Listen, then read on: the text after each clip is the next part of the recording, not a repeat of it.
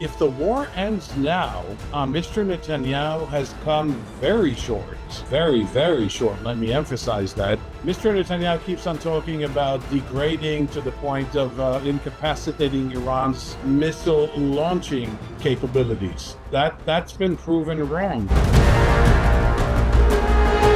Mr. Netanyahu is just happy with the chaos.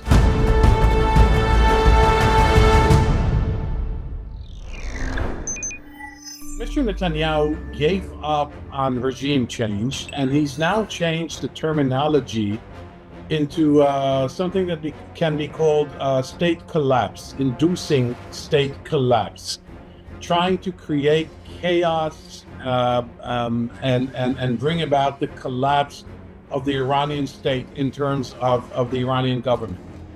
Could that be achieved? I doubt that.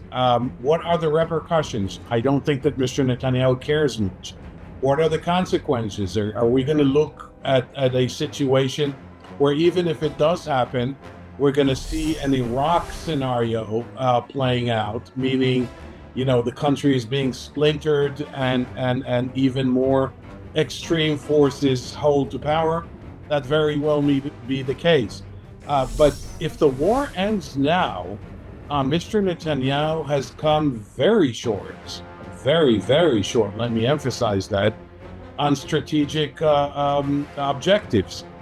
Iran's nuclear military program has been decimated or degraded or obliterated or eviscerated or annihilated.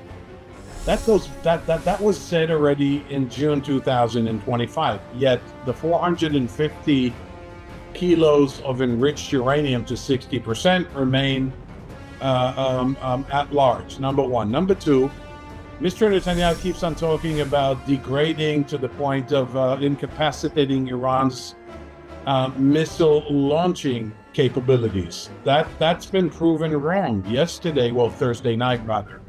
When he said that, while he was speaking, there were 3 sirens here in Tel Aviv where I'm talking from where I'm talking to you right now. And thirdly, Iran's ability to project power in the region.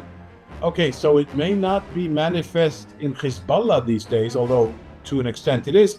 But look what's happening, as you mentioned in the previous segment. Look what's happening in the Strait of Hormuz. The consequences, the repercussions, the aftershocks of this are global. And so I think that if the war ends now, we don't know what exactly Mr. Netanyahu's strategic objectives were. If they were to do a regime change, that didn't happen. 100%. I mean, and this is what Mr. Netanyahu and Mr. Trump have in common. A complete disregard or ignorance toward or derision of consequence and cause and effect calculus. Mr. Netanyahu is just happy with the chaos. He thinks that out of this chaos, he can claim that he forged a new landscape in the Middle East. I don't see that happening. That's not going to change the matrix of the Palestinian issue. That's not going to change relations with the Gulf states. Certainly not with Saudi Arabia. That could result in a splintered Iran, and hell could break loose. And we're all talking about Trump, saying things to the extent that perhaps he's looking for an off-ramp, maybe an exit strategy. He's, he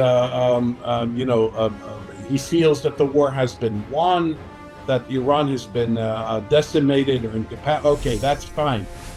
But what next? Because at the same time, you have all these senior sources, quote unquote, in America and Washington, talking about a possible seizure of the Isle of Hajj, where 90% of Iranian oil ships from. And so I really don't know. We're in a very peculiar situation here, where the war could end in 48 hours because Trump decided that it should end because his polling is bad because of oil prices, LNG, liquefied natural gas prices, and all the derivatives, or conversely, it could go on for 2-3 more weeks.